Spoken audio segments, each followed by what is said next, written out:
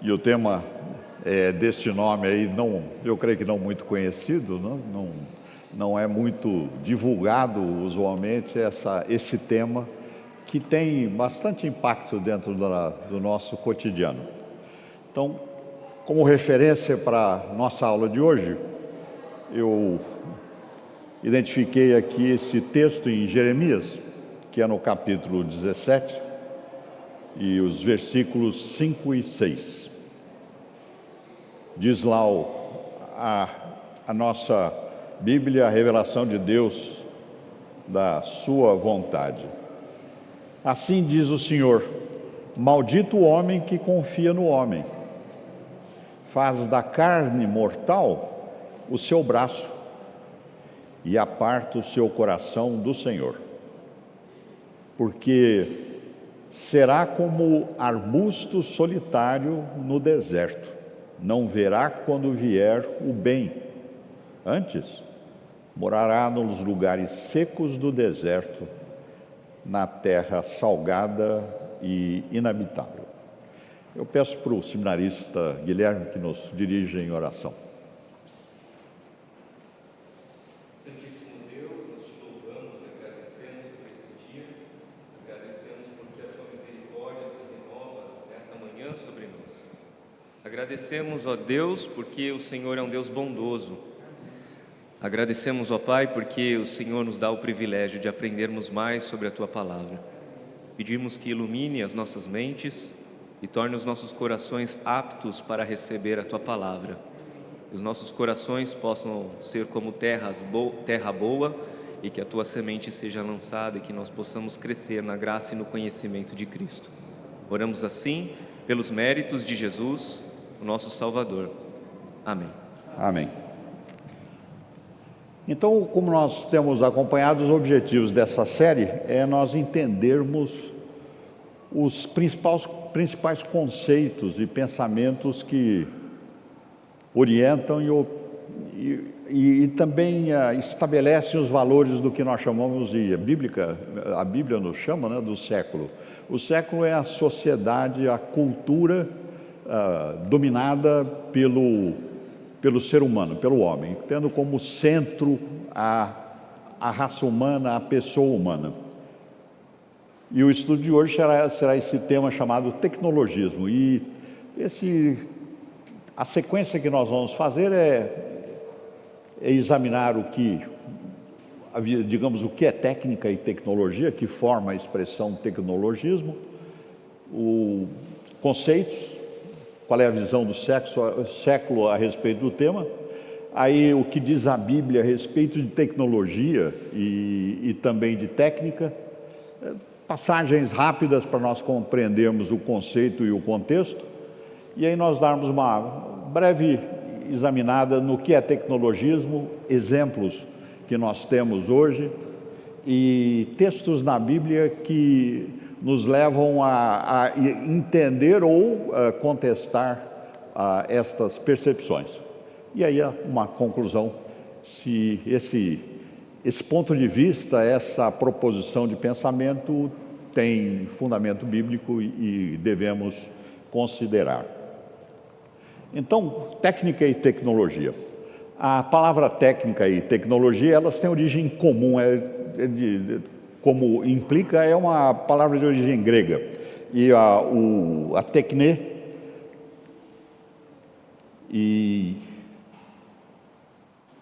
exatamente. Então a palavra tecne, ela significa alterar alguma coisa. Ela tem essa expressão, algo que existe, algo do mundo. E é um processo prático e não necessita entender os porquês. É como como fazer. Essa é técnica, e é essencialmente. E essa mudança das coisas, da técnica, por exemplo, fazer uma faca, fazer um machado, fazer uma flecha, não é necessário entender a física, mas praticá-la, fazer alguma coisa objetiva no contexto imediato da necessidade.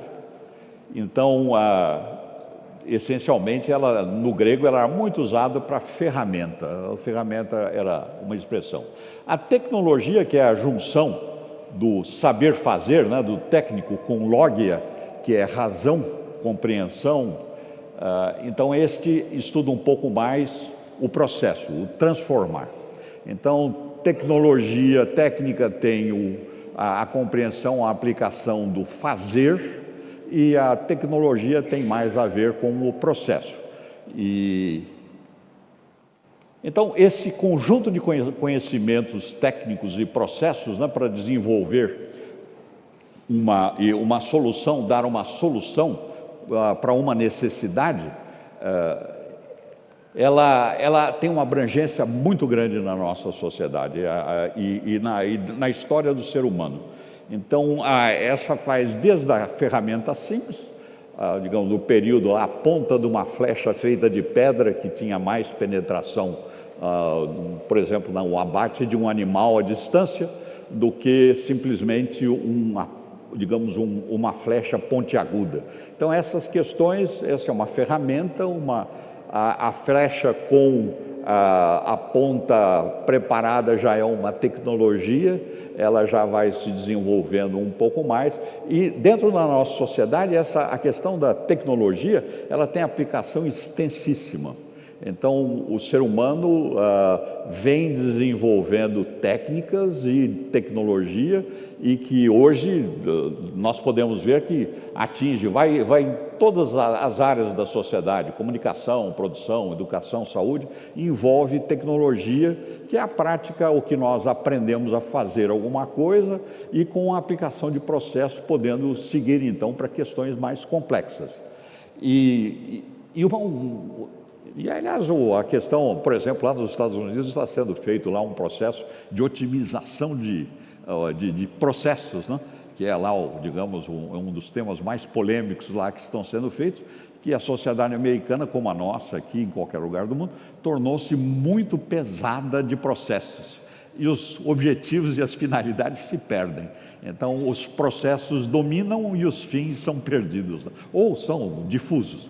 Não se sabe mais, é mais importante manter uma associação, um departamento que emprega 500 mil pessoas, do que o objetivo do que fazem aquelas 500 mil pessoas para a sociedade. Então, a questão da tecnologia e os processos que nós estamos vivendo hoje na sociedade são problemas, são graves desafios, porque efetivamente e frequentemente nos impedem de chegar a algum objetivo, nos perdemos nos processos, né? Então, a inovação tecnológica, por exemplo, né, a complexidade de processo, ela pode gerar resultados e consequências absolutamente inesperados, que podem ser positivos ou muito negativos, como nós podemos ver em alguns casos na história. Então, tem várias definições. Por exemplo, tem esse trabalho aqui desse pesquisador aqui, que, digamos, ele deu esses fundamentos que eu tomei a respeito de tecnologia. Agora, como vê o século, a sociedade em geral, a respeito de tecnologia? Então, diz eu vou colocar mais adiante, esse estudioso aqui, esse Roque de Barros, que ele tem um trabalho interessante. Então, ele diz lá que são as transformações, o que é tecnologia, não? São as transformações por que passa a sociedade, que produzem mudanças nos seus sistemas de produção, nas relações sociais, e por conseguinte podem provocar conflitos e surgimento de novos modelos ou novos modelos culturais.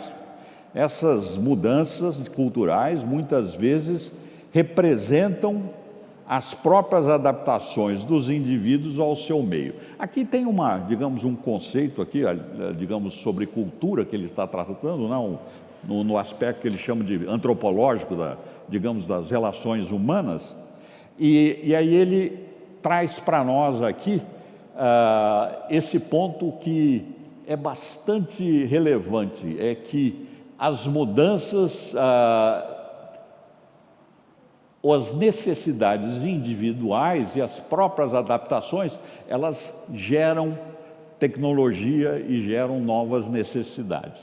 E aí ele comenta que é um dos principais fatores, na opinião do século, né, dos processos adaptativos, ou seja, de ajuste das necessidades, e que geram novas mudanças. Ou seja, você faz uma mudança, por fazer essa mudança todo o processo se altera, e ao se alterar esse processo surge uma nova necessidade, e aí gera outra questão. Então isso aqui é um processo que causa mudança, gera mudança, que necessita de novas mudanças.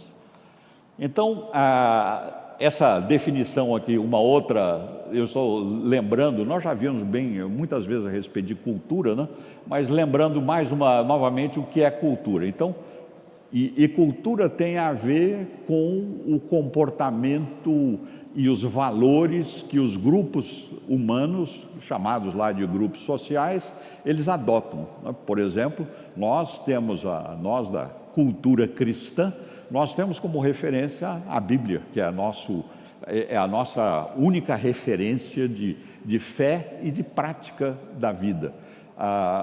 O século e as pessoas que não são os que incrédulos, que não aceitam Deus como Senhor, ou sejam de outras religiões, que adotem outros deuses e outros padrões, eles estabelecem esses valores culturais, ou digamos, essa forma de comportamento, que é chamada de cultura, todo o conjunto, inclusive crenças. Por exemplo, né, diz lá que a cultura e essas modificações, na visão desses estudiosos, podem gerar crenças que, por sua vez, podem criar religiões, por exemplo. E tem hábitos que são transmitidos de pais para filhos, nós influenciamos os nossos vizinhos na forma de comportamento e podemos ser influenciados por eles também, né? Então são transmitidos coletivamente e são típicos de alguma sociedade, tanto assim que nós temos percepções a respeito da sociedade que nós vivemos, que é o nosso referencial genérico, e nós podemos olhar, por exemplo, algumas sociedades ou na história ou em outros lugares do mundo, por exemplo, né, em grupos grandes da África, da Ásia e mesmo em alguns lugares da Europa, que têm comportamentos sociais bastante distintos e diferentes dos nossos, né? E a conclusão, digamos, na visão do século, é que a tecnologia, ela é cultural. Então, ou seja, a técnica um processo de desenvolvimento é cultural. Depende do grupamento, você tem soluções. Então, e ela é produto da cultura, ela influencia e alimenta a cultura. Ou seja, essa questão da tecnologia para os estudiosos da sociedade, é um elemento de altíssima importância. Curiosamente, nem sempre é muito divulgado esse ponto de vista, mas para os estudiosos e para as pessoas que vão tratar o elemento do que é tecnologia, a influência da tecnologia, que vai causar o pensamento do tecnologismo, né? Ele é de altíssima importância. Então, alguns exemplos, né, do século. O que é tecnologia? Então, indo do simples para o mais complexo, então nós temos, por exemplo, roda, né? A roda foi considerada uma invenção muito importante na história. Não é a mais importante pelos estudiosos, mas é uma das mais importantes e iniciou, digamos, essa técnica ou essa ferramenta, ela iniciou todo um processo de desenvolvimento que foi criando tecnologia. Aí você tem a bússola, e é curioso, a bússola foi inventada não na Europa, foi inventada na China, e foi inventada no primeiro século, lá no início da era cristã, e no caso da bússola chinesa, ela apontava para o sul, digamos, a europeia aponta para o norte. Então, mas isso era simplesmente pelo tipo de material que eles usavam, era magnetismo da mesma maneira. Aí a prensa de Gutenberg. A prensa de Gutenberg foi um evento tecnológico fenomenal, né? A prensa de Gutenberg viabilizou a produção em massa de livros e aí divulgou o conhecimento pela Europa e pelo mundo, e acredita-se, se vê, por exemplo, nós da Reforma, temos uma dívida muito grande, não com Gutenberg, mas com Deus, que inspirou e moveu a mente do Gutenberg, né? o Espírito, e porque foi o meio extremamente eficiente, por exemplo, de imprimir a Bíblia, né? Que foi, aliás, uma das principais obras digamos, da imprensa e da prensa naquela época. A Bíblia, então, que deixou de ser quase uma peça de museu, né? Poucos lugares do mundo, a universidade tinha, etc. A Bíblia passou a ser acessível e alimentou os estudiosos que foram grandes contribuintes da Reforma. É interessante um plano de Deus, porque vários elementos contribuíram ali. Nós devemos, digamos, reconhecer que a invasão, né, o islamismo colaborou muito com a Reforma, porque eles invadiram Constantinopla. De Constantinopla, os estudiosos que tinham todos os documentos gregos, digamos, referente à Bíblia, do Antigo e Novo Testamento, fugiram para a Europa, espalharam essa informação em todas as universidades da Europa. O grego era desconhecido praticamente na Europa Ocidental, era o latim que era usado, eles não conheciam, e tinha uma péssima tradução da Bíblia, que era Vulgata, e aí eles puderam fazer novas versões do grego, e a prensa do Gutenberg imprimiu e espalhou pelo mundo. Então foi uma coisa bastante interessante isso. Então a máquina a vapor, né? Revolução industrial, todos nós lembramos disso. Esse tema aí, a máquina a vapor, é essencial para produção em massa, para as fábricas, etc. Aí transistor, né? Pulando aí 200 anos depois, o transistor permitiu a nova revolução industrial, que foi a eletrônica, digamos, a digital. E agora tem questões de nanotecnologia. Nanotecnologia são processos industriais feitos com peças microscópicas. É uma coisa bastante interessante, também não é muito divulgado, mas tem e terá efeitos fenomenais dentro da convivência da sociedade. Aí vem, digamos, os fármacos, né? Tema, digamos, de enorme repercussão e de grande impacto moral, né? Então, esse é um ponto interessante. Os fármacos estão, por exemplo, né, nanotecnologia já entrou nos fármacos. Então, é um processo, digamos, curioso. Nós não vamos nem tratar mais isso, mas se vocês tiverem interesse, procurem sobre isso. E o outro aspecto que nós também vamos dar um pouco de atenção são os tratamentos e procedimentos da medicina. Não só as ferramentas melhoraram dentro da medicina, mas também os processos, né? Quer dizer, que tem procedimentos hoje fenomenais comparados com o que nós tínhamos há 50 anos atrás, 100 anos atrás. Então, isso aí é tecnologia na visão do século. E esse é o tema, é muito interessante. No século, a interpretação digamos, que a linguagem é um desenvolvimento humano. Então, esse é um ponto bastante interessante e relevante. Tem toda uma série de um setor, digamos, do pensamento, do estudo, que trata de linguagem. E aí a arte foi desenvolvida, levaram lá 200 mil anos, depende do ponto de vista do estudioso que ele segue. Então, a linguagem, e realmente a linguagem é vamos dizer, uma tecnologia, né? Fenomenal. Estou eu aqui conversando com vocês não têm, digamos, não tem como, nem eu, examinar o que passa nas mentes de vocês ou vocês na minha mente.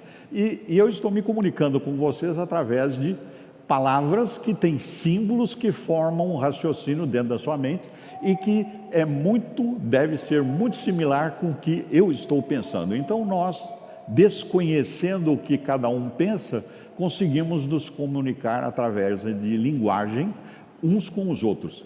Os símbolos não são idênticos, mas são de tal grau de semelhança que permite uma compreensão entre nós. Tanto assim que somos todos nós aqui conversando a respeito de questões que têm a ver com a nossa vida cristã e usando linguagem. No século, no mundo, isso daqui é uma invenção humana.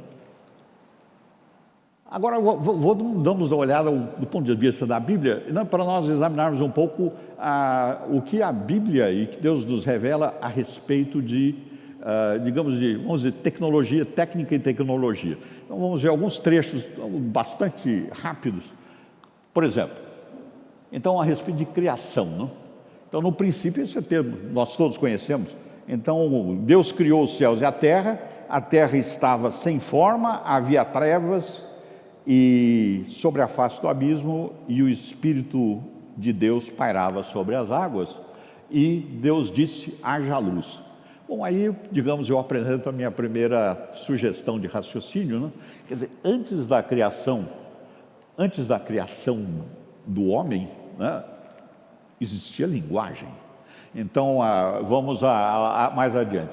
Façamos o homem à nossa imagem, conforme a nossa semelhança, e tenha ele domínio sobre os peixes do mar, sobre as aves do céu, sobre os animais domésticos, sobre a terra, sobre toda a terra e sobre todos os répteis que rastejam na terra.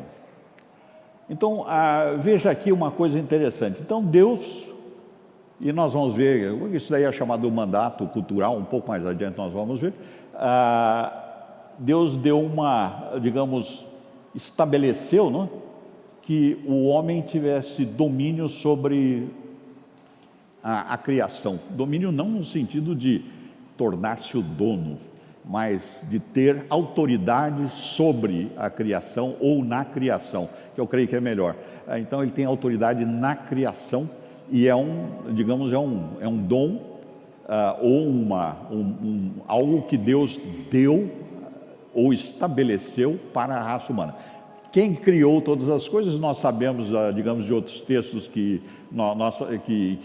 conhecemos do Novo Testamento, o Deus, e particularmente a pessoa do Filho de Cristo, ele atua continuamente sobre todos os elementos da criação. Nada acontece, todas as coisas acontecem, sejam elas, digamos, a movimentação de um átomo ou a vontade de uma pessoa, está sob a vontade de Deus e está sob a ação de Deus e particularmente do Verbo, né? Então, aqui nós temos as primeiras instruções.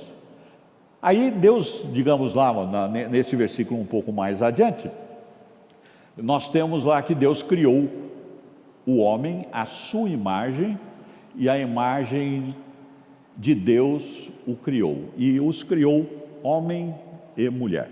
Então, esse primeiro capítulo, que aí nós temos o capítulo mais adiante, que dá mais detalhes a respeito dos atos da criação. Mas aqui nós estamos vendo que a criação, né, as coisas que tem no mundo e o desenvolvimento de tecnologia, nós temos que ponderar, nós cristãos, nós temos que considerar a ação divina, inclusive dentro do processo de criação. E aí Deus os abençoou, que segue na sequência: sede fecundos, multiplicai e enchei a terra, sujeitai-a, dominai sobre os peixes, mar, sobre as aves e sobre todo animal que rasteja. E essa ordem de Deus aqui, ao homem, sobre a criação, é o mandato que é conhecido dentro dos nossos estudos de mandato cultural, né? E aí veja, essa ação nossa, nós seres humanos sob Deus, de desenvolvermos técnica e tecnologia, ela não está fora do mandato, está sob o mandato. Então é a minha proposição para vocês irem considerando isso. Aí no Éden, né? Digamos, isso é antes do pecado, né? Então nós estamos tratando da questão da tecnologia no Éden. Isso era antes da expulsão do Éden. E aí nós temos esse trecho que é bem típico a respeito do mandato cultural e desenvolvimento de tecnologia. Então, diz lá o texto, né? Havendo Deus, pois, eu vou ler de novo, está escrito aí, mas eu vou ler em voz alta. Havendo Deus, pois, formado da terra todos os animais do campo, todas as aves do céu, trouxe-os ao homem para ver como este lhes chamaria. E o nome que o homem deu, que desse a todos os seres viventes, este seria o nome deles. Deu o nome deu o nome o homem a todos os animais domésticos, às aves do céu, a todos os animais selváticos. Então aí nós podemos ver dois elementos. Como eu havia comentado, linguagem foi usada antes da criação do homem e linguagem foi utilizada no Éden, no momento do desenvolvimento ou da ação, digamos, inicial do homem, criatura de Deus, feita à imagem de Deus, sobre a criação. Então, aqui eu proponho e levanto a questão, examinem que a linguagem é extremamente complexa, é um meio de comunicação de Deus conosco, e a proposição de que o homem inventou a linguagem é incoerente, né, do ponto de vista nosso cristão, né? E mais ainda, nesse texto nós estamos vendo Deus, e eu usei essa expressão aqui, é minha, Deus auxiliando o homem a exercer um mandato cultural. Ele trouxe os animais para que se iniciasse a biologia, digamos, o estudo das espécies e das coisas. E o homem, o nomear não era simplesmente elefante, digamos, girafa, boi, vaca, não. Ele estava examinando cada espécie, o que elas faziam, o que elas produziam. Isso, então, é desenvolver tecnologia. Então, a vaca produz leite, digamos, o cavalo faz esforço, o elefante tem as suas funções, a girafa outra. Então, a galinha produz ovos, digamos, e mais tarde podem comer. Ou seja, isso é tecnologia, não é simplesmente sentado ali, digamos, em cima de uma pedra lá e gerando alguma ideia de dar nome, né? Então, essa é a proposição. Aí passamos para a queda. Depois da queda, então mudou o mandato cultural, né? Então nós podemos ver que não, né?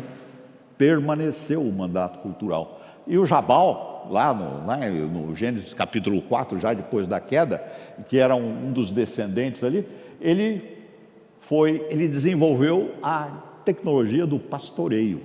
Veja, criar gado, seja de qualquer tipo, requer tecnologia, não é simplesmente, digamos, bater os dedos lá e todos os animais se ajuntam e começam a pastar no lugar que você determinou ou que você deseja. Ou seja, é tecnologia. E esse Jabal e a família, o grupo dele, desenvolveu isso.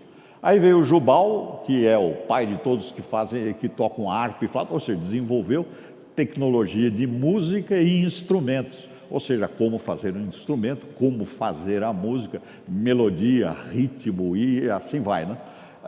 E o Tubal-Caim, que foi artífice de todos os instrumentos cortantes, bronze e ferro. Aí já inclui metalurgia, quer dizer, não é um negócio exatamente de pegar alguma coisa lá, como se bronze estivesse disponível na natureza, não está. Bronze é mistura de elementos, então você tem que fazer o bronze. Então a questão segue por aí.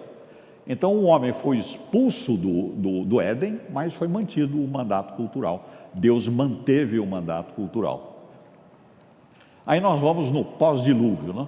Aí vamos lá multiplicar digamos, uma outra ordenação que a Deus confirmou, era que para que o homem se espalhasse pela terra. E aí nós sabemos ali que, digamos, no capítulo 11, aqui no capítulo 9, tem lá digamos, um desenrolar de eventos, e aí vem o capítulo 11, quando já havia uma população maior na terra, passado algum tempo, e nós vemos lá que Deus deu essa instrução. E aqui é um ponto interessante, apenas uma linguagem. Até aquela ocasião, então havia uma linguagem em toda a terra, e aí nós estamos falando já de uma grande população dos descendentes de Noé, e eles falavam uma linguagem que deveria ser a mesma linguagem que o Adão usava, e os seus descendentes, e o Noé, um dos descendentes de Adão, e ele e a sua família levaram consigo aquele conhecimento que era dessa única linguagem. E aí tinha essa ordem: fecundos, multiplicar-vos, enchei a terra. Ou seja, encher a terra não é se concentrar numa cidade, numa metrópole, né? Aliás, com hábitos nossos, né? Então nós nos concentramos em grandes lugares ali e a ordem para os descendentes ali do Noé era se espalhar. E aí vem esse texto aí que eu vou ler também para acelerar o processo. Então sucedeu que, partindo eles, esses descendentes do Noé, do Oriente, deram com uma planície na terra de Sinar, que ficava lá numa determinada região lá da Mesopotâmia, e disseram uns aos outros: vinde, façamos tijolos, queimemo-los bem. Processo, tecnologia, entendeu? Fazer tijolos partindo, queimando cerâmica, não é uma coisa que surge, na terra, né? A cerâmica não é nativa, não é coisa natural, você tem que fazer cerâmica. Então eles tinham e desenvolveram tecnologia de construção. E os tijolos serviram-lhe de pedra, e o betume, esse é disponível, né, particularmente em certas regiões lá da Mesopotâmia, e de argamassa. Argamassa já é uma mistura específica de ligação, possivelmente não seja fácil de obter isoladamente, você tem que misturar alguns elementos da terra para obter a argamassa e o betume.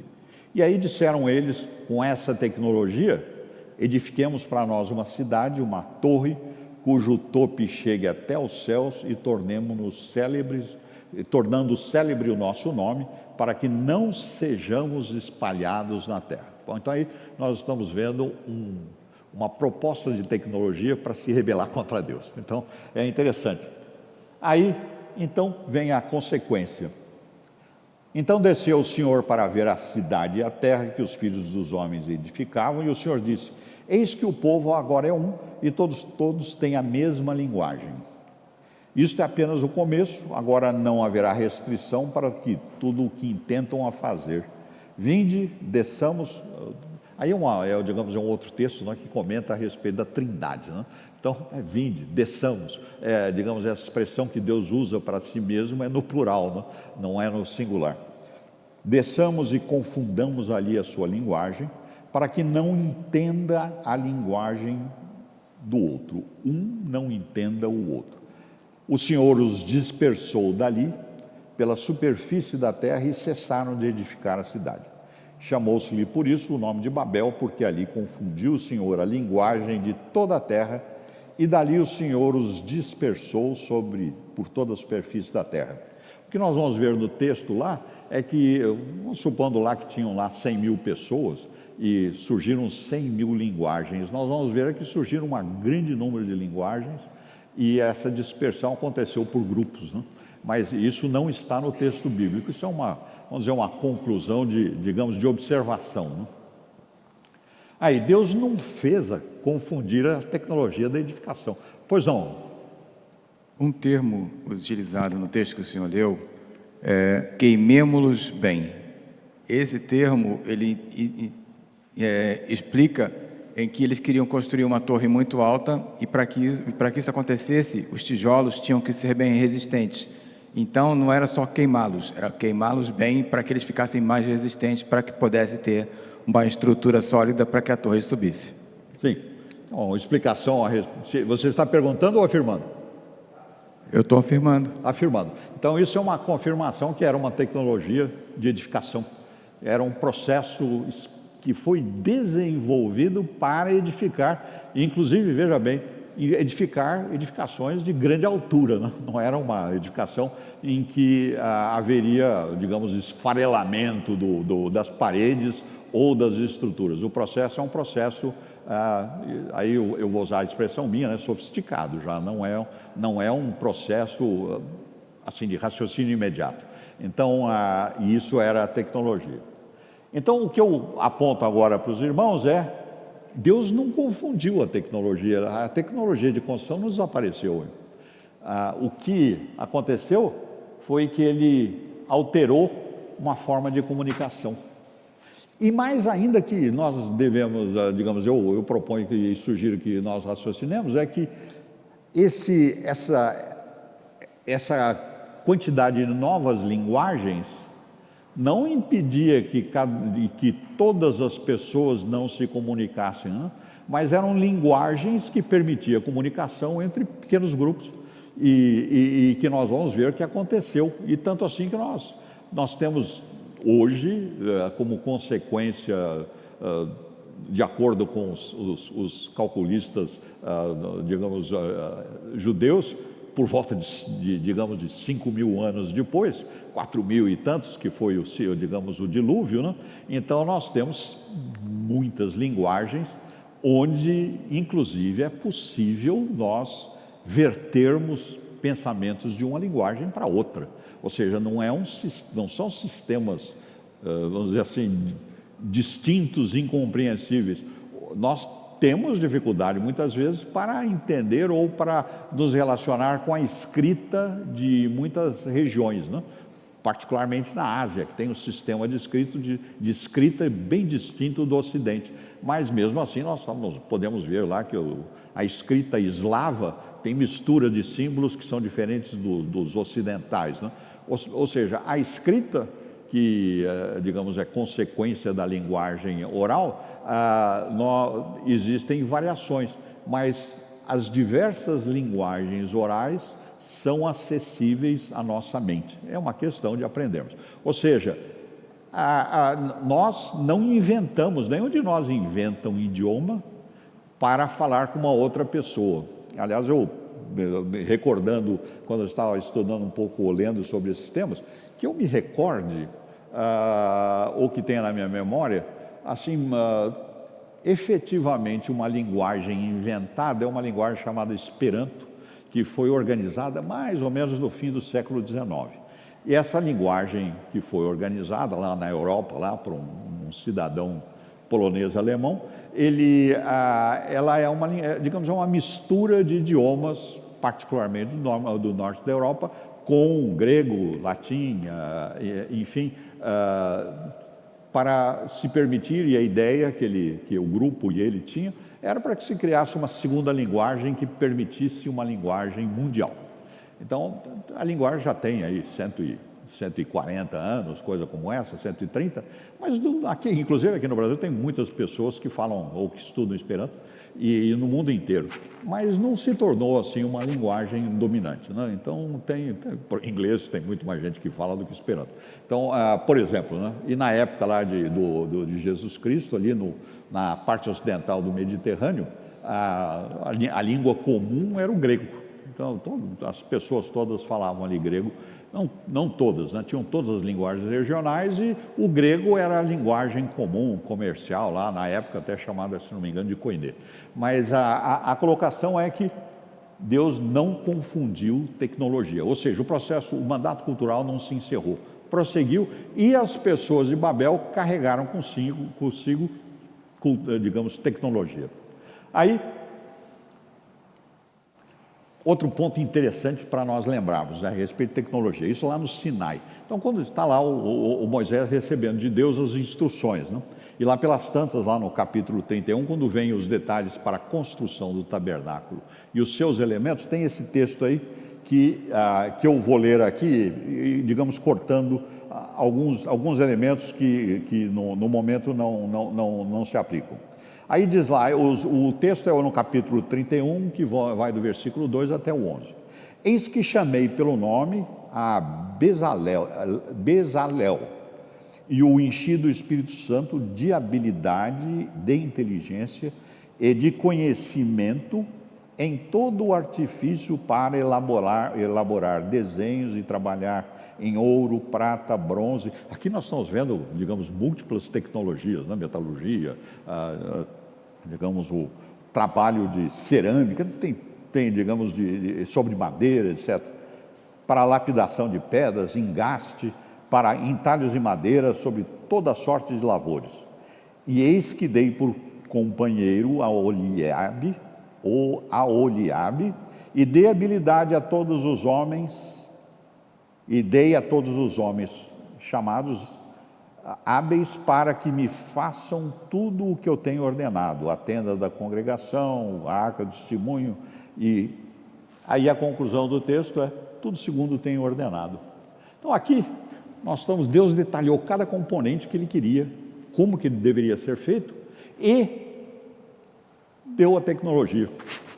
Então, aqui veja bem uma coisa interessante, é que foi uma tecnologia que os homens receberam diretamente de Deus, aqueles que foram escolhidos, e que, em princípio, não tem nenhuma, digamos, que Deus escolheu as pessoas já habilitadas, né? Ele diz, habilitou a cada um. Ou seja, a questão da tecnologia, digamos, pelos textos bíblicos, o que nós podemos ver é que ela não é de origem exclusivamente humana. Existe a habilidade do homem em desenvolver tecnologia, mas Deus interfere, atua, é agente no processo. E nesse caso aqui, explícita e detalhadamente. Então, tecnologismo, né? Agora, desculpa aí a demora para entrar no tema, né? Então, mas o contexto, nesse caso, é praticamente mais relevante, né, do que os detalhes, para nós compreendermos do que está tratando esse grupo de raciocínio, de pensamento. Então, tecnologismo, eles defendem lá que a tecnologia tem poder, e aí essa expressão é bastante, digamos, na minha opinião, questionável, né? Ela tem poder para a resolução de problemas e desafios em geral, seja da medicina, sociais, técnicos, econômicos, ambientais. Por exemplo, pode resolver e proposta de resolução de questões de cataclismos, né? Assim, digamos, terrestres e cósmicos, né? Se vier uma sugestão de tecnologismo bastante explorada atualmente. E o que vai acontecer com a Terra se vier lá digamos, um asteroide de grandes dimensões e que poderá atingir a Terra, como atingiu antes, etc. Ali fazem algumas ilações lá que são questionáveis também do ponto de vista de terem efetivamente ocorrido. E o tecnologismo propõe que ele pode transformar e desenvolver a sociedade. E aí tem mais um ponto, o tecnologismo tem como viável a perspectiva de se aprimorar o ser humano, e física, mentalmente e até mesmo a proposta, né, de superar a mortalidade. E aí tem dois grupos derivados, digamos, dentro do tecnologismo, que são conhecidos como transhumanismo e pós-humanismo, e aí nós vamos ver aí em seguida. Passagem, né? Só para, digamos, para conhecimento nosso.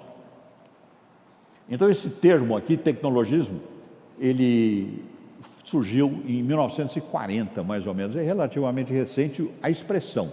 Obviamente, tecnologismo, ou tecnologia e técnica, nós vemos, acompanha e é parte digamos, da criação de Deus e do mandato cultural.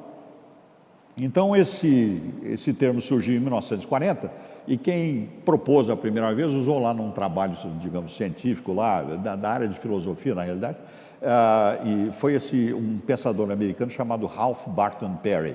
E ele, um filósofo, ele tinha uma posição filosófica que ele estava defendendo, que era, digamos, ele era parte dos pensadores da época, mas aí mais um pouco adiante ele adotou o que chama pessimismo filosófico, aliás, bastante comum nos pensadores desde fins do século XIX até em diante. Grande parte dos pensadores em evidência aí, eles têm um conteúdo de pessimismo filosófico.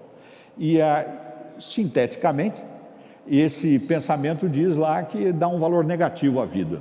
Então, ele propõe que o mundo o pensador filosófico, ou filósofo, né, do pessimismo, ele propõe que o mundo é essencialmente doloroso, a existência é adversa, isso para todas as criaturas, e a vida não tem sentido. Aí a gente tem muitos pensadores aí que defendem esse ponto de vista e tem enorme influência vamos dizer, na linha da nossa cultura atual. Vamos ver, muitas pessoas não se dão conta que eles estão atuando de acordo com algumas premissas do pessimismo filosófico.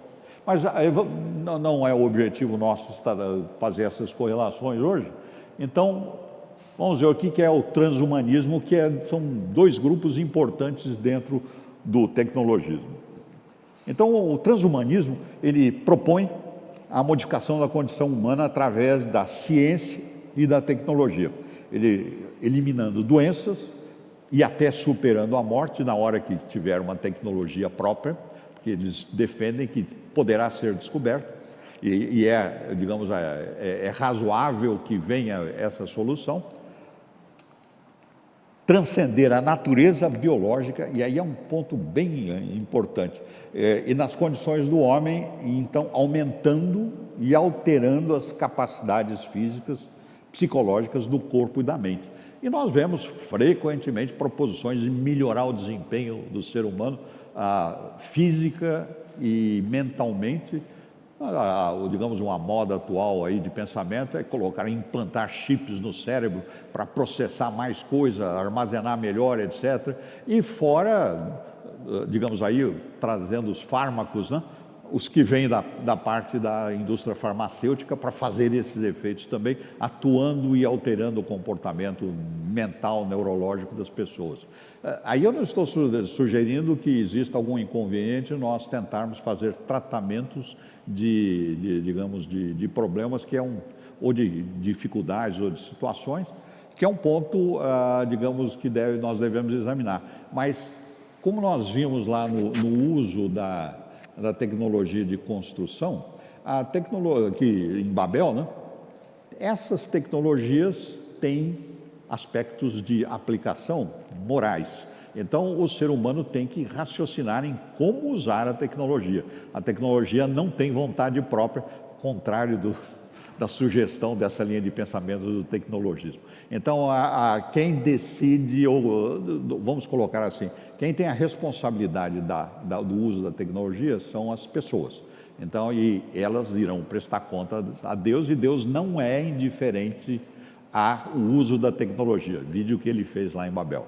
Pois não, a Silvana. Ô Marcos, eu trabalho com tradução de patentes de invenção. E tem agora, junto ao INPI, que é o órgão de propriedade intelectual, né, aqui do Brasil, então eles têm já uma briga enorme, isso é real, será que estão querendo que torne possível a IA ser autora de invenção? Isso já é real, isso já está sendo colocado. A IA como autora, isso é sério, é seríssimo, né? É sério, e aí eu vou, digamos, no próximo item, já que nós, digamos, essa pergunta, essa colocação, essa colocação, ela nos abre para o raciocínio pós-humanista, que faz parte do tecnologismo. Então, o pós-humanismo é um pensamento que propõe modificação da condição humana e bastante similar, ou seja, absorve e usa, digamos, as proposições do transhumanismo e acrescido da integração humana de não humanos, máquinas, meio ambiente. E numa proposta radical até de transformação do ser que supostamente seria resultante. Então, digamos assim, para nossa imaginação, né, algo, digamos, dessa linha de pensamento, foi aquele filme Avatar. Então, esse é um caso clássico de pós-humanismo, né, de exemplo de aplicação de pós-humanismo, onde houve uma mistura de ser humano com criaturas e até mesmo o desenvolvimento de criaturas novas, né, diferentes das anteriores. Então, mas isso, obviamente, o Avatar é fruto de imaginação, não é evento. Mas a proposição é essa. E a inteligência artificial, que no momento está dentro da condição do transhumanismo, a proposição é a mescla com o ser humano da inteligência artificial, criando quem sabe, um novo ser, na proposta dessa linha de raciocínio. Isso não há, na minha parte, não estou sugerindo nenhuma perspectiva disso se materializar, mas é a linha de raciocínio, e é uma linha de raciocínio que, digamos, segue, na minha opinião e na minha interpretação, muito dos descendentes lá do Noé. É que nós, digamos, é uma solução que nós queremos. Deus pode ter a vontade dele e nós temos a nossa.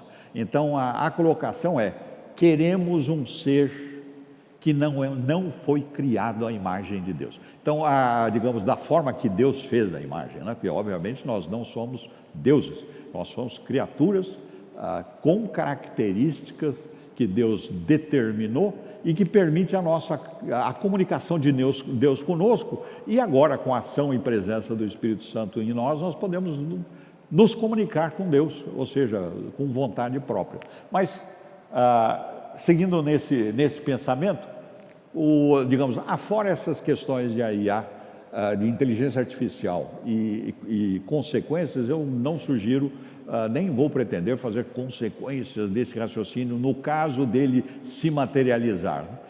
O ser humano começou a construção de Babel, Deus interviu, e eles pararam, e veja, Deus interviu não destruindo a tecnologia, mas impedindo o uso dela, digamos, com o objetivo que aquele grupo de humanos pretendia.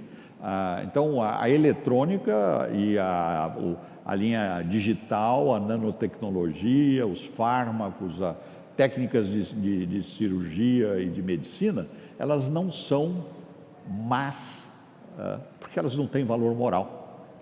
O que tem valor moral é como nós usamos isso, e até mesmo o objetivo. Evidentemente, o objetivo vamos dizer, em princípio, né, o objetivo do desenvolvimento de uma bomba de hidrogênio ou termonuclear não foi para mineração, ou seja, fazer lá grandes cavernas, nada disso. Todavia, eles têm criado muitas grandes cavernas nos Estados Unidos, na Rússia e em outros lugares, faziam experiências e criaram enormes cavernas porque faziam os ensaios subterrâneos.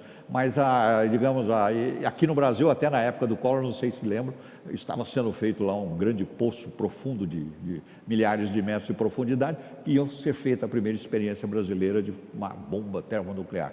Depois aí, digamos, foi abandonado o projeto.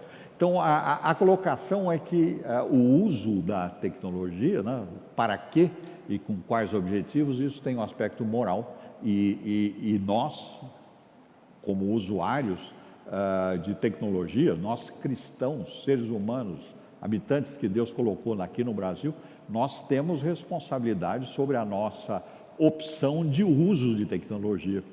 É claro que nós não temos a obrigação sobre o uso de outros grupos, o que são feitos. Algumas vezes nós não temos nem condições pessoais para intervir ou impedir, mas o nosso uso de certas tecnologias, elas são nossas e nós vamos prestar conta a Deus, e em alguns casos Deus intervém impedindo o uso disso. Quer dizer, aquela questão lá de Babel não foi a última intervenção divina, né? Lembrem lá de Sodoma e Gomorra, etc. Então tem intervenções divinas impedindo a sequência de maneira evidente de certos desenvolvimentos de fatos. Então, na atualidade, alguns elementos. Por exemplo, preservação de cadáver. Então, esse é um dos itens. Eu escolhi 3 itens só da medicina, porque tem assim, vamos dizer, uma correlação mais próxima com todos nós, né? Saúde, medicina, etc., todos nós participamos, né? Então, atualmente existe lá uma expectativa de desenvolver uma tecnologia para reavivar a pessoa, e eu estou pondo aqui reavivar, porque obviamente não é ressurreição. Nós temos, para nós, ressurreição é um termo técnico, né? Especificamente. E nós temos casos bíblicos de ressurreição, seja no Antigo Testamento, seja no Novo Testamento, tanto com Jesus quanto com Paulo, e até mesmo Pedro, né? Então, houveram casos de ressurreição, mas não foi aqui uma preservação de cadáver, né? Então, nós sabemos lá que Cristo foi alertado ali que o cadáver do amigo dele que tinha morrido ali já estava em decomposição, né? Então, aqui não, aqui é preservar o cadáver para que ele possa ser reutilizado. Um outro elemento aqui, que esse é bastante importante nós termos consciência e respondermos a isso. Preservação de células troncos, órgãos, óvulos, espermatozoides, embriões, para inseminação artificial e fertilização in vitro. Então, veja bem, essa questão, como os irmãos devem saber, ela é bastante usual e frequente, e se preservam. Transplantes, por exemplo, muitos órgãos durante um período de tempo, podem ser preservados, não é muito longo, mas há preservação. A célula-tronco também. A célula-tronco é basicamente para tratamento de câncer, etc., de alguns tipos, e podem ser preservados por algum tempo. Mesma coisa acontece com ovos e espermatozoides, e aí, digamos, entra um tema bastante relevante aqui, que é embriões. Então, os óvulos e os espermatozoides não são seres, digamos, em desenvolvimento. Eles são partes humanas. O embrião é um ser em desenvolvimento. Ele recebeu o dom da vida, que não veio por ação e vontade de homem, mas veio da parte de Deus. Então, preservar embriões, e a técnica de preservação de embriões, eu não sou especialista, eu li a respeito disso e tenho algum conhecimento, ele implica, digamos, na inseminação de diversos, dezenas, até algumas vezes, de óvulos, e existem processos de preservação desses óvulos inseminados, e depois, posteriormente, através de um processo complexo no sentido que tem uma série de detalhes, tem que descongelar, digamos, o embrião, e aí inserir, digamos, no receptor, seja, digamos, a mãe ou a originária do óvulo, ou em outra pessoa. Mas a colocação é que, então, nessa inseminação existe um determinado grau, e aí vamos chamar que o que comenta aí, digamos, a medicina de sucesso, né? Sucesso é que o embrião se desenvolve, e aí ele pode crescer dentro do processo digamos, normal de gravidez da mulher, e chegar ao ponto de nascimento como uma criança. Eu vou só mencionar o que eu li, que me parece de algumas boas fontes.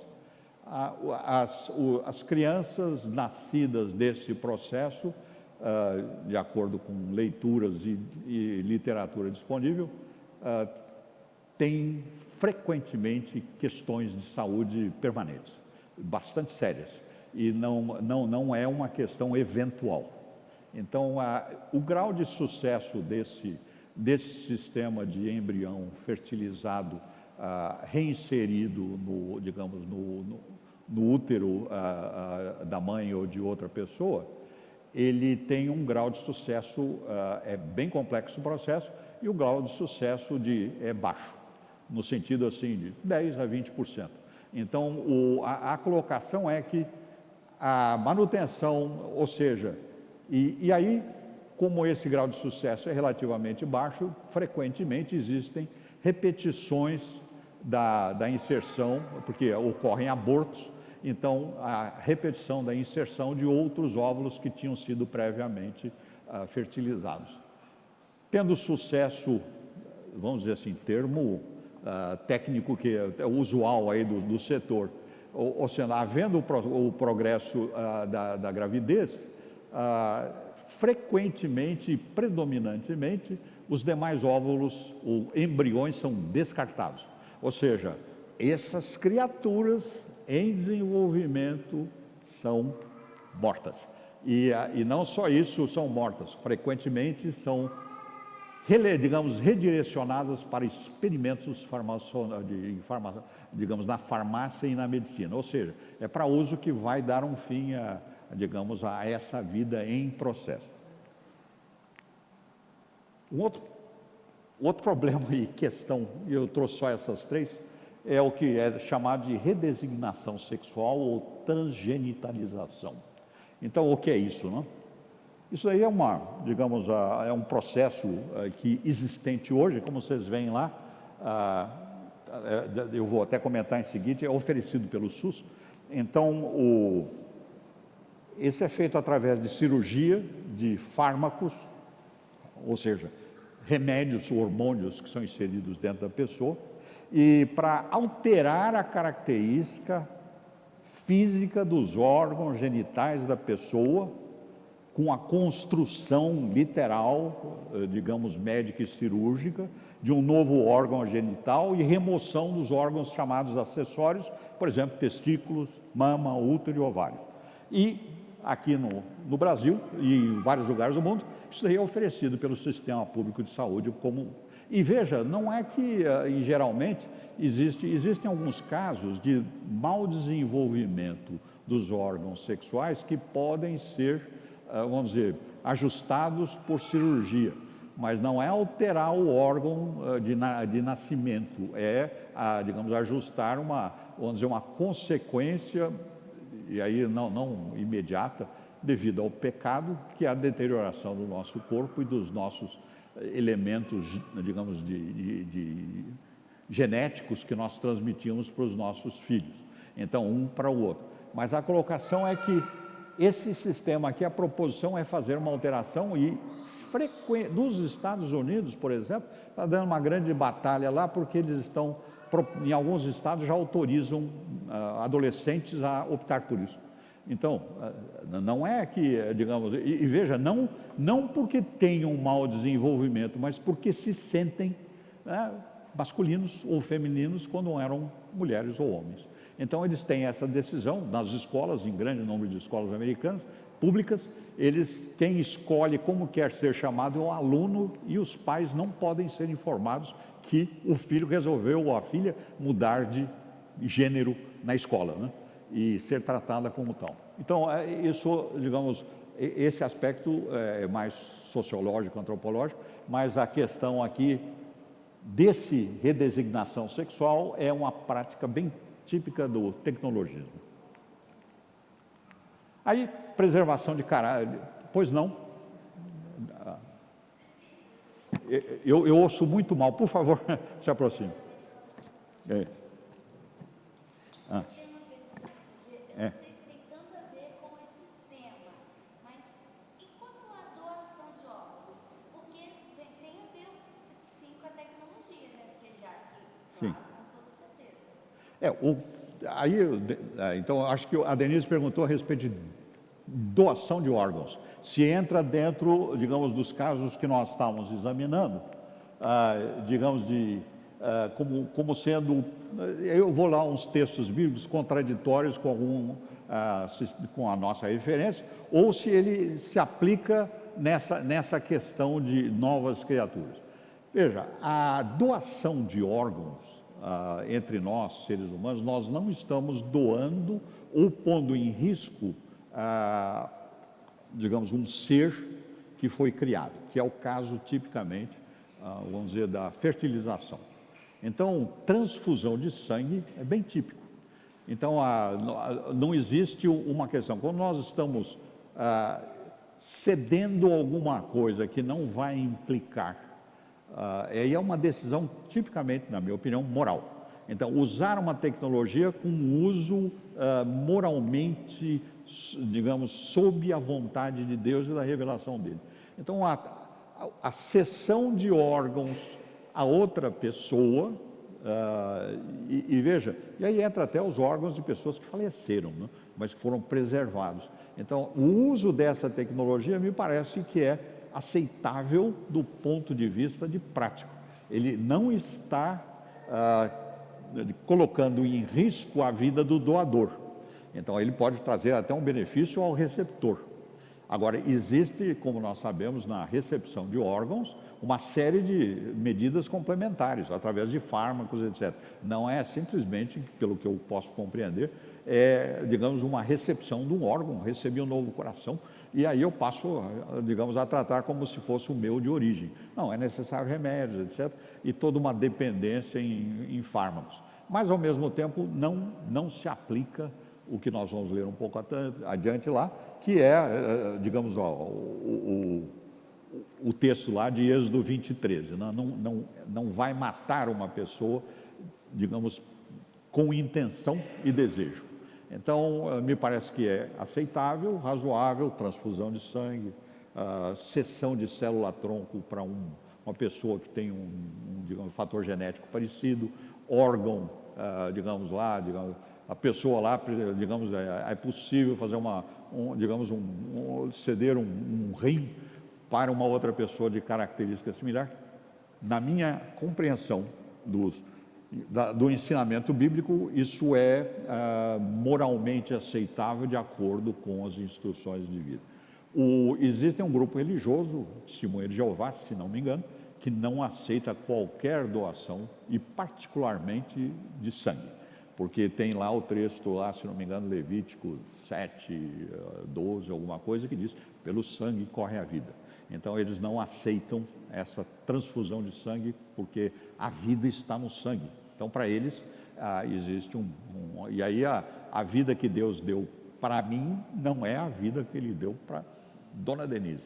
Então se ela fosse A positivo, eu não poderia receber o sangue dela, porque ia receber a Dona Denise. E aí existe uma confusão dentro da criação, porque eu estou com parte da Dona Denise em mim, e Deus designou para que Dona Denise fosse Dona Denise e eu, Marcos. Né? Então, essa interpretação me parece que, digamos, não é coerente com o que nós vemos. Minha percepção é, doação de sangue, doação de órgãos, não se enquadram num não matarás. Está bem? Pois não, dona Sara. Deixa chegar o microfone. Obrigado. A IPB tem algum posicionamento oficial sobre a eutanásia? Sobre o quê? A eutanásia é quando sim, uma eutanásia. pessoa... Não, a eutanásia é eutanásia, não matarás. Eu acho que da IPB não precisa ter posição, eu tenho posição. Eu adoto essa e eu sugiro que os irmãos adotem. Mas eu creio que há menção a respeito disso. Eutanásia é matar sem que Deus tenha tomado, digamos, vou chamar assim, aí qualificado, né? Eu tomei a decisão, ou alguém tomou a decisão de matar outra pessoa. E aí a eutanásia digamos, me parece que se enquadra dentro de... eu tenho a convicção que se enquadra em Êxodo 20, 13. Existem casos de eutanásia em que a pessoa já está em estado terminal e o posicionamento é que não vai impedir a morte. Vai não deixar faz o quê? impedir a morte. Poderia impedir a morte, sim. Mas aliás, decide. Ninguém impede a morte. Então, quando Deus chama a alma para si, a alma vai para Deus e o corpo vai para o pó. Então, isso é Eclesiastes, eu vou sentar mais adiante. Ninguém posterga nem antecipa a morte. A morte acontece no momento que Deus determinou. E eutanásia é intenção. Aí eu vou lá, por exemplo, né, tem uma conversa, digamos, um tipo de comentário que era conhecido há décadas atrás, a respeito de uma entrevista com um assassino que tinha matado mais de 20 pessoas, e ele era vamos dizer assim, era um profissional do assassinato. Aí falou assim, quantas pessoas você matou? Eu, nenhuma. Como assim não matou nenhuma? Eu furei 20 pessoas, quem matou foi Deus. Mas veja, isso tem um intuito humorístico, mas do ponto de vista bíblico é isso mesmo, quem tira a vida é Deus. E o ser humano pode intentar o que ele desejar, ele não vai prolongar a vida, nem antecipar a morte. Agora, nós temos a intenção, e aí nós vamos prestar contas a Deus, e inclusive aí a aplicação do não matarás, porque Jesus Cristo nos ensinou, se você tiver a intenção de adultério, você adulterou, se você tiver a intenção de matar, você matou, e vai prestar contas a Deus pela sua intenção. Mais uma, dona Vera. E com tanta tecnologia, também Deus não permite que se crie nem o mínimo de vida, né? O ser humano não... Deus permite o quê? Deus não tem permitido que a tecnologia consiga criar alguma vida. O ser humano não consegue nem criar. Bom, a questão, né, que digamos, é uma questão de tempo, que os pensadores dizem, né? Ainda não conseguiu. Então, mas essas sugestões da capacidade, digamos, o poder que é, digamos, trazido pela tecnologia ou através da tecnologia, no fim é aquele texto lá que nós vimos de Jeremias lá, é o homem que está se sobrepondo ou colocando a sua vontade como sendo a dominante. Então, não é a vontade que rege o universo, a autoridade do universo é de Deus, e o homem que pensa em confiar no braço do homem, digamos, é um pobre coitado, né? Ele vai viver solitário no deserto, e quando vier o bem, que vai ser a vinda de Jesus Cristo, a verdade, Aí sim, né, não é um reavivamento, a nossa ressurreição, ele vai ser ressuscitado, porque todos serão ressuscitados, mas só que ele vai ficar sentado, ele vai estar ali no grupo da esquerda, né? Então ele vai estar entre os bodes para ser julgado. Mas a colocação é, digamos, sim, não veio, mas virá, né? Essa é a posição, ainda não teve, que é a proposição, digamos, dos tecnologistas, né? Agora a colocação é que, veja, quando chega uma tecnologia passível digamos, de algum evento, e Deus intervém em Babel. E veja, e ele não acabou com a tecnologia, ou seja, não vai ser impedido a multiplicação de células, digamos, o desenvolvimento de outras soluções médicas, mas impediu que o ato imoral se consumasse naquela circunstância e pela vontade de Deus, né? Então, os atos, Deus não é Deus é um Deus atuante, né? É um Deus que intervém.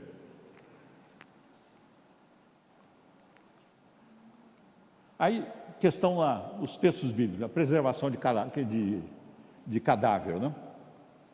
Então, aí nós temos nesse texto aí de Gênesis 2:7, Deus formou o homem do pó, e quem deu vida a essa criatura feita de barro foi Deus, era barro. Então aí é o caso digamos, de dar vida.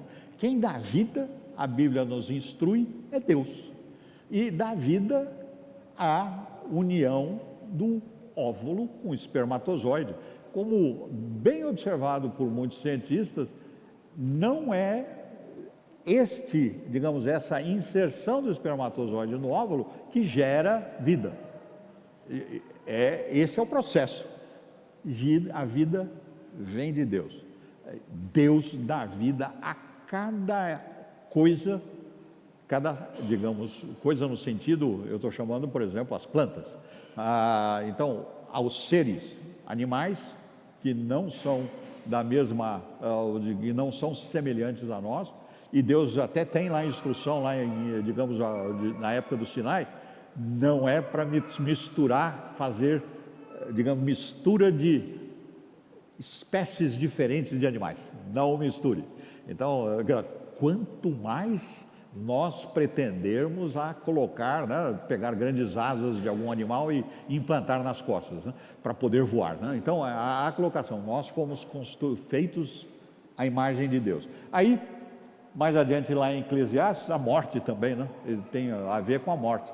A morte, Deus é que determina o momento, morre. Veja o caso de Moisés, né? O que recebeu tantas instruções. Passaram 40 anos no deserto, ele já estava com 120 anos, naquela época as pessoas tinham uma vida já não eram os longevos pré-diluvianos. Então, aos 120 anos ele tinha lá ótima saúde, chegou às bordas do Sinai, subiu um monte que me parece que tem uma montanha de mais de 3.000 metros de altura, os olhos deles brilhavam, eles estavam com boa saúde, e aí Deus falou assim: agora você vai morrer. Morreu. Então, não era o problema de saúde, era a extensão da vida dele. Então, está lá em Eclesiastes: e se rompa o fio de prata, se despedace o copo de ouro, se quebre o cântaro junto à fonte e se desfaça a roda junto ao poço. Isso aí é um poema falando a respeito da nossa vida, né? E o pó volte à terra, como era, e o espírito volte a Deus que o deu. Aí, órgãos.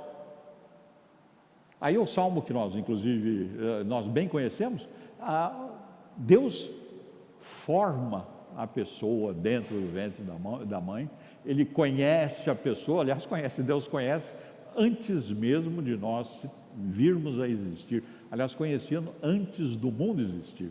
Antes da fundação do mundo, Deus já nos conhecia. Então, não existe criatura desconhecida de Deus que vá surgir porque alguma técnica foi desenvolvida, né? Todas as criaturas recebem a vida de Deus e todas foram conhecidas por Deus antes da criação do mundo, sendo que Ele separou algumas, elegeu algumas para a vida eterna e outras para a justiça. E não matarás. O óvulo é um ser humano vivente. Então, aqui se aplica, na minha opinião, o óvulo, o embrião, é um ser humano vivente. O descarte digamos, de embriões, o uso para experiências de desenvolvimento de técnica, isso é um crime, na minha opinião, na minha compreensão bíblica, está aplicando o matar. O crente, eu recomendo, não use essa tecnologia, porque eu entendo, na minha compreensão, que é contrária à vontade de Deus, desobediência. Aliás, mesmo, vários casos de mulheres que não eram férteis, e Deus oportunamente as fez, fertilizou, né? Inclusive, digamos, o caso do último profeta, que é João Batista, né? Aí a redesignação sexual, isso é um absurdo em si, né? Mas tem muitos textos bíblicos, eu escolhi só esses dois aí. E Deus criou o homem à sua imagem, a imagem de Deus o criou, homem e mulher os criou. E disse: sede fecundos, multiplicai-vos, enchei a terra e sujeitai. E aí, na conclusão desse texto da criação, Deus, o absoluto bem, né, o santo, ele disse: tudo quanto fizera era muito bom. Então, a presunção de mudar de sexo é muito má. Então, aí nós chegamos à conclusão: tecnologismo é bíblico? Não é bíblico. Então, alguma questão, pergunta? Muito bem. Eu vou pedir para o presbítero Davi fazer uma oração para encerrar a nossa aula. Nós te agradecemos, Senhor, mais uma vez. Estávamos na tua casa, sendo instruídos sobre a verdade da tua palavra.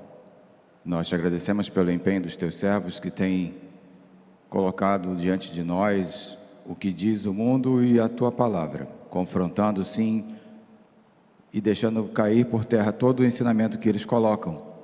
E sabendo, Deus, e colocando diante de nós a tua verdade, nós te agradecemos por esse momento de aprendizado, para que sejamos capacitados a refutar todas as argumentações do mundo sobre a tua criação. Sabemos que a tua palavra é a verdade e é somente a verdade. E nós te louvamos, ó Deus, pelos ensinamentos que temos recebido ao longo desse tempo. Obrigado, ó Pai, mais uma vez por esse momento. Pedimos, ó Deus, que tu nos leve em paz e em segurança para os nossos lares, para que possamos retornar logo mais à tua casa para te louvar mais uma vez com alegria em nossos corações. Obrigado, Pai, mais uma vez pelo empenho do teu servo. Abençoa a sua vida, a sua capacidade cognitiva, os seus afazeres. Em nome do teu Filho Jesus, que nós também te agradecemos por esse momento. Leva-nos, Senhor, em paz para os nossos lares. Nós choramos agradecidos em nome do teu Filho Jesus. Amém. Amém.